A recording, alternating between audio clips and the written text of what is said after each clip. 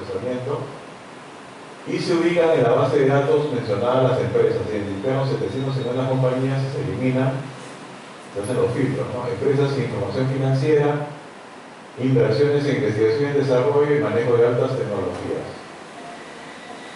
Van quedando mi cosas 102 compañías y se eliminan luego las que tienen un servicio diferente, actividades en mercados diferentes y actividades diversificadas. Quedan 4 comparables que van a ser Computer y Processing Solutions, Smith Solutions y Carrillo Solutions. Ya tenemos entonces una muestra pequeña que es lo ideal. Y nos vamos entonces a simplemente una tabulación de datos, ingresos, tasas operacionales, utilidad operativa, margen de la utilidad de la operación. Data Systems tiene 6.1 y las demás van de menos 5.1 hasta 12.1. Llevando los resultados a cuartiles y excluyendo los extremos, se concluye que el rango de utilidad de la operación para servicios comparables a los Data Systems Act es de 2.4 a 14.2. Todo esto se ha metido, estos de acá se han metido para revisar el cuartil 25 y 75. ¿Estamos o no dentro del rango de precio de transferencia? Por supuesto que sí, porque estamos más que 2.4 y menos que 10.2. Y lo que obviamente todos los gerentes van a leer y van a buscar es esta definición final, la conclusión. En base al método aplicado, concluimos que los precios que Data Systems aplica a sus clientes vinculados cumplen razonablemente con el principio de plena concurrencia y por ende con la ley de precios de transferencia. Con esto, ¿nos salvamos de la fiscalización? Por supuesto que no, señores, pero nos va a defender, perdón, nos va a defender frente a SUNAT porque tenemos ya un documento con análisis, ¿no? Con pruebas, y todos ustedes saben que las pruebas que funcionan en la parte tributaria son las documentarias, y va a ser entonces un elemento de defensa fundamental, ¿no? Tenemos ya un documento que puede ser, sí, es verdad, contrastado por el estudio que haga la propia SUNAT y verificar si eso corresponde a realmente el precio de transferencia.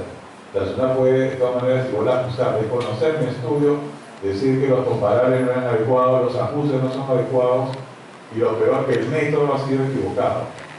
Todo eso va a generar entonces una corrección.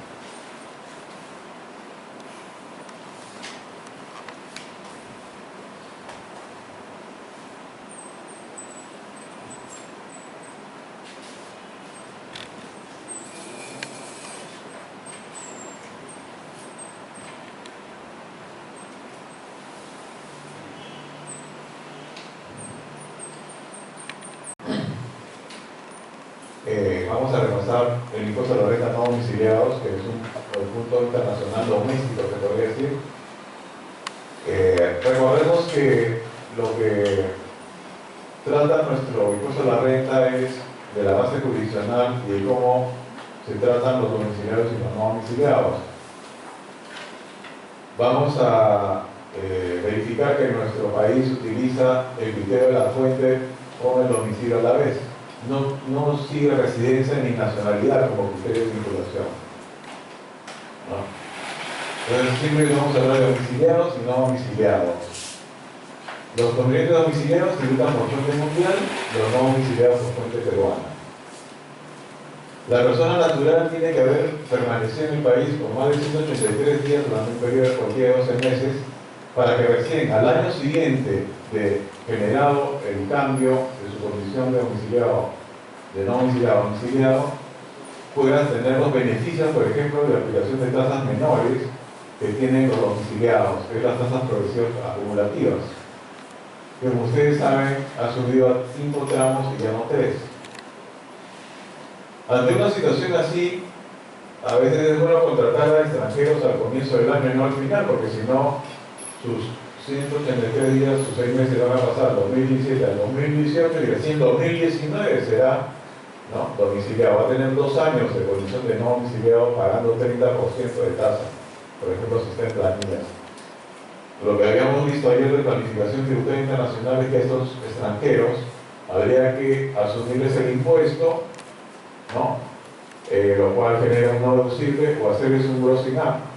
O quizás, una idea que también se indicó ayer, generar un contrato de obligación de no hacer. Que firmen un contrato que tiene simplemente la tasa diminuta del 5% de las rentas de segunda categoría. Es un tema importante lo que ustedes evalúen como planificación. Habíamos hablado también ayer de ese tema, ¿no es cierto?, que generaba que no sean residentes las sucursales. ¿De acuerdo? Las sucursales de bienes permanentes de contribuyentes no domiciliados en el país, el impuesto recae solo sobre las rentas grabadas de fuente peruana.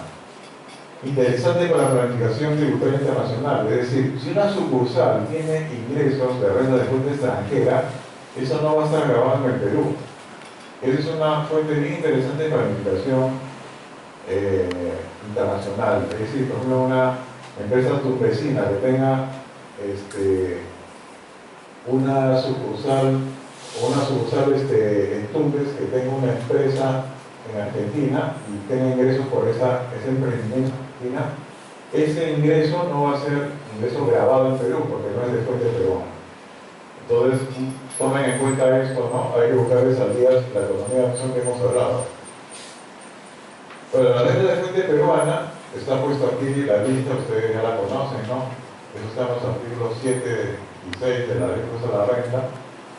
No solamente es fuente peruana la ubicación territorial, que es la definición primigenia, ¿no? Renta de fuente peruana también es la utilización. Por ejemplo, regalías utilizadas en el Perú se consideran de renta de fuente peruana. Vamos a ver que la asistencia técnica, los servicios digitales utilizados en el Perú es renta de fuente peruana, ¿no? Entonces, hay situaciones que han variado, ¿no? Y esto es impuesto a la renta actualizado, no es el impuesto a la renta de hace años atrás, que todo era territorial. Obviamente, entre ellos siguen siendo de fuente peruana los ubicados, ¿no? Producido por bienes y derechos, incluyendo los que provienen de su enajenación, situados también físicamente. Derechos por los que se pagan regalías cuando se utilizan económicamente. ¿Se dan cuenta? Acá ya se ha ido la utilización económica prestado del IGB, que ustedes saben que también graba utilizaciones económicas. Producida por capitales, intereses, comisiones, primas y todo suma adicional de interés pactado por préstamos. Cuando el capital sea colocado o sea utilizado económicamente en el país, también acá el tema de la utilización. Y así, no va a estar leyendo uno por uno, pues tienen todos los casos que están contemplados en la ley peruana. Lo que vamos a incidir es en estos acá, servicios digitales y asistencia técnica. Estos pagos a no domiciliados, a beneficiarios en el exterior dentro del derecho internacional tributario, Perú sigue el tema de la retefuente o retenciones en la fuente. Se debe retener cuando, y eso es muy importante, dentro de los plazos previstos para el Código Tributario, para las obligaciones de revisión mensual. ¿Y cuándo se retiene, señores? Artículo 76, cuando se registra, ¿no?, la factura del exterior. No cuando se paga, que debería ser lo más justo, ¿no? Uno al pagar debería de traer, retener en ese momento, pero no, la ley peruana, como afán recaudatorio, basta que tú registres factura del exterior, hay que hacer la retención. Retención que más bien sale de tu bolsillo, ¿no? Porque no estás reteniendo nada. ¿Qué ha pasado con las tasas en cuanto a las personas naturales? Bueno, dividendos, esto está obviamente para el 2017 por el cambio del 5%, ¿no? Y lo que es intereses del exterior en 4.99. Y prácticamente lo demás está en 30%, salvo otras rentas provenientes del capital con 5 y rentas de artistas internos con 15. Pero se dan cuenta que no domiciliados es bastante caro, porque casi todo es 30. Las personas jurídicas, si yo le estoy pagando intereses a una empresa en el exterior, va a ser 4.99. Pero ¿cuánto es 4.99? Cuando el dinero ingresa por el sistema financiero nacional y cuando no se superan los intereses, los topes de la tasa de referencia predominante del mercado a 4 o 3 puntos. Las rentas derivadas de naves y aeronaves 10%, regalías está en 30%. Acuérdense lo que hablamos ayer de la administración internacional, Con Brasil, por ejemplo, eso baja 15, ¿no? De acuerdo al protocolo Perú-Brasil, se sigue la tasa 15, que es asimilable a regalías para lo que es servicios. ¿También? La asistencia técnica interesantísima con 15.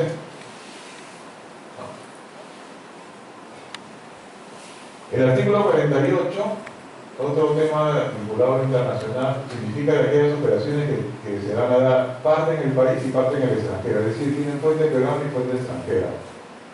Son casos que en la práctica se dan, por ejemplo, alquileres de naves y aeronaves. ¿Qué parte es fuente peruana y qué parte extranjera? ¿Cuándo está en el cielo peruano la aeronave y cuándo salió?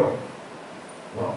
Como es tan difícil ubicar esto, el artículo 48 tiene porcentajes de rentas brutas igual a rentas netas. Por ejemplo, el alquiler de aeronaves, que es lo que estamos hablando, 60% de los ingresos brutos que perciban por dicha actividad va a ser la renta neta, o sea, se descuenta ya de facto 40%. Y sobre eso se aplica 30% del 60%, porque la tasa para no ser 60. Y así, uno por uno, vamos a ver porcentajes de renta bruta igual a renta neta. Recuerden también que las transferencias de bienes para no domiciliados hay que verificar el costo de esa transferencia, porque uno en el impuesto de la renta debe pagar sobre el markup, sobre el tema de la utilidad, ¿no es cierto? No podemos pagar sobre simplemente la renta, podemos contar el costo. Entonces ahí es todo el trámite que ustedes seguramente conocen de la recuperación del capital invertido. Es un tema muy informal que tengo que presentar pruebas personal de la factura de compra-venta del producto, del inmueble, etcétera, para poder reconocerse un costo del capital invertido en esa compra-venta futura. La asistencia técnica, recuerden, está grabada si el servicio es utilizado en el Perú. Se trata de la transmisión de conocimiento. La asistencia técnica no es un tema de opinión acá, sino la transmisión simplemente de conocimientos técnicos. Oye, la máquina funciona, si apagas tal botón, si mueves tal palanca, etc. Acá no hay sino transmisión de conocimientos. Comprende también el adiestramiento, la capacitación de personas para la aplicación de conocimientos especializados. No se considera, y es interesante saber esto porque ya les he dicho, o sea, la planificación tributaria es buscar salidas a nuestros clientes. Y entonces, por ejemplo, los servicios de marketing y publicidad no son asistencia técnica, lo cual nos podría llevar a la planificación. Oye, si tienes una empresa extranjera que te facture por marketing y publicidad, como no es asistencia técnica, no va a haber ninguna retención. Nos manda gasto 100% deducible, ¿no? Y yo no le retengo nada, es una operación perfecta. Obviamente en el país de origen ya tributará esa factura, pero yo no le retengo nada, no hay nada que retener porque no es, fíjense, subrayado con negritas, no se considera asistencia técnica. También informaciones sobre mejoras, actividades que son regalías, supervisión de importaciones, tampoco son asistencias técnicas.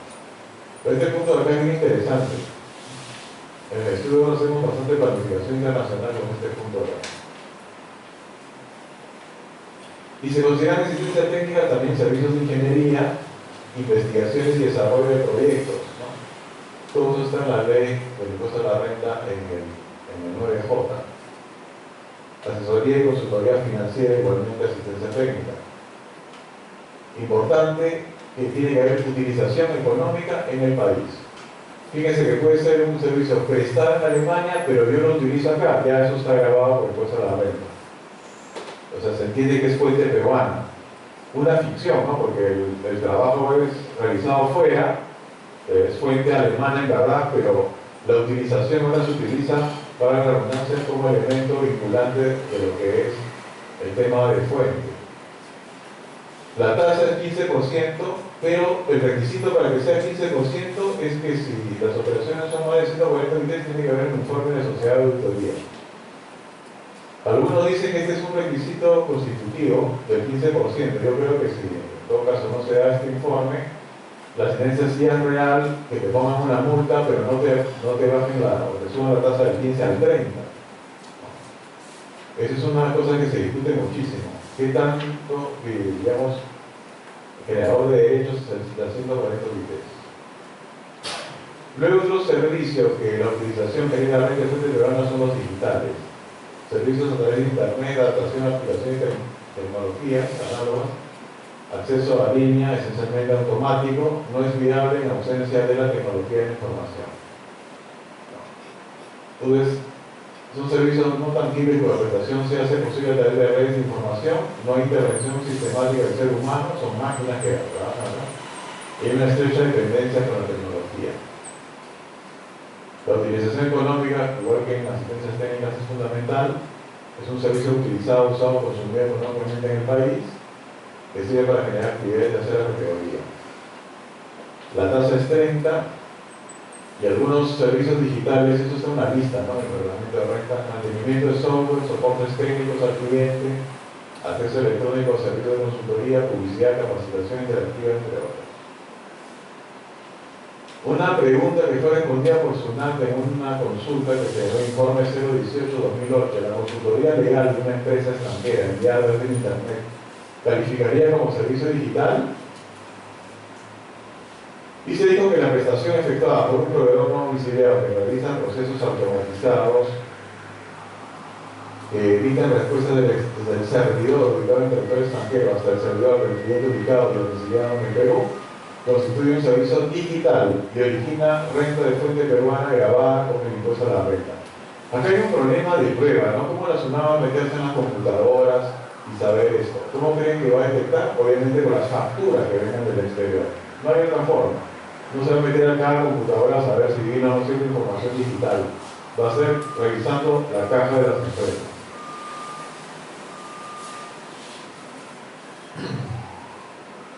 Entonces, hay que discriminar las prestaciones que componen el contrato. En defecto se debe determinar cuál es la parte sustancial y permanente del contrato, porque puede haber una mezcla de servicios digitales con asistencia técnica implicados, ¿no? Entonces, ¿cuál es cuál? Bueno, ya hemos hablado de este punto, lo voy a saltear después de transferencia, por las obligaciones que existen. La primera, recuerden, porque eso viene ahorita, son la declaración por informativa cuando el monto de las operaciones supera 200.000 en el año. Y siempre si has realizado una operación al menos con paraísos fiscales, ya desde un solo estás obligado a esa declaración jurada informativa. Y la segunda obligación es el estudio técnico que hemos hablado hace poco. Pero siempre y cuando los ingresos devengados superen 6 millones en el año y el monto de operaciones supere 1 millón. El monto de operaciones entre vinculadas, ¿no? Operaciones en el año 6 millones y entre vinculadas de esos 6 millones, la sexta parte. Y obviamente va a realizar su estudio técnico también, como hemos dicho anteriormente, con la acción jurada de operaciones con comparación fiscal. Los CDIs, ya lo mencionamos también, por si acaso la lista que existe de CDIs es un único convenio multilateral, Comunidad Andina, decisión 578, y 1, 2, 3, 4, 5, 6, 7 convenios que son modelo OCDE, ¿no? Donde rige el principio de residencia fundamentalmente. Poquísimos convenios, señores. Nuestros países vecinos tienen más de 20, 30. ¿No? Acá no llegamos ni siquiera a 10. Ya hemos hablado de esa parte. Los paraísos fiscales, también en la parte de derecho internacional tributario, es un tema importante porque no nos generan deducibilidad de gastos, todo lo que rige paraísos fiscales. Esto está definido en la ley peruana como paraísos fiscales o territorios de baja o nula imposición. No solamente son los que no hay tributación, sino también donde la tasa es menor. Hay una lista de países, ¿no?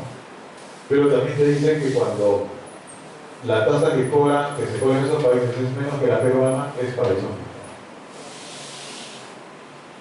La confidencialidad en que se desarrollan los movimientos de las cuentas bancarias y transacciones de todo tipo, la no exigencia de actividad real a personas físicas o jurídicas, existencia de un régimen tributario particular, baja o nula tributación y existencia de una red de comunicaciones que favorezca el movimiento de bienes y personas, así como infraestructura jurídica y fiscal.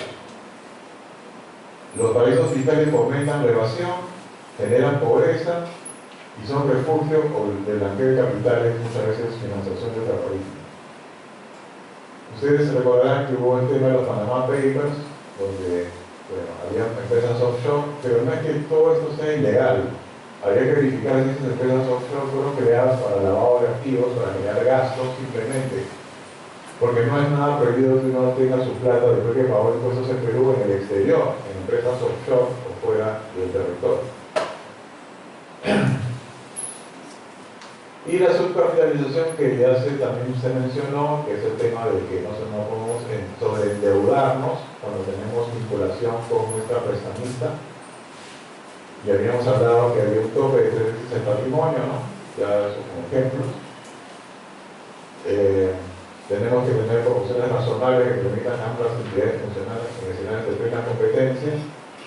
Y para que exista una situación de subcapitalización se deberá observar los requisitos de que se trate de un préstamo entre sujetos vinculados. Si no hay vinculación, no se puede hablar de subcapitalización. La empresa cuente con recursos propios y ajenos y exista en promoción entre ambos según el ratio establecido de 3 veces patrimonio.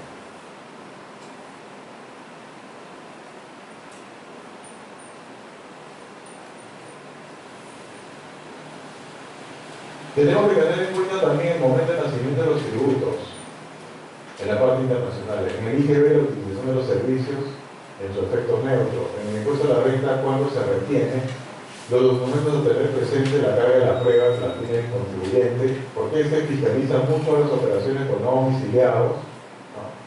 Porque existen obviamente tasas reducidas. Ejemplo, el servicio con Brasil, que genera en todo caso 15%. La zona no le gusta, obviamente, una tasa menor de baja recaudación. La zona va a estar de ojo en las operaciones internacionales con las tasas bajas. Y hay casos también de tasas de retención 0,0. Sería el caso, por ejemplo, de una nueva liquidación de un servicio prestado por el Perú, ¿no? Y utilizado fuera. Eso no tendría ninguna retención, porque es 0,0. Eso sería. No sé si tienen alguna pregunta, algún comentario. Como hemos podido ver a lo largo de estos 2 días, el tema internacional es bastante amplio, ¿no? Hemos hecho una maratón, no me exhausto, pero es que en realidad hay diferentes detalles, ¿no?, que tenemos que tomar en cuenta. En principio, ¿qué está pasando en nuestro país? Hay mucha revisión ahorita de los CDIs y del tema de precio de transferencia. ¿Por qué? Porque obviamente hay mucha manipulación de los precios y eso genera baja recaudación fiscal. Y en los convenios, porque se están aprovechando las tasas bajas. En el tema de Brasil,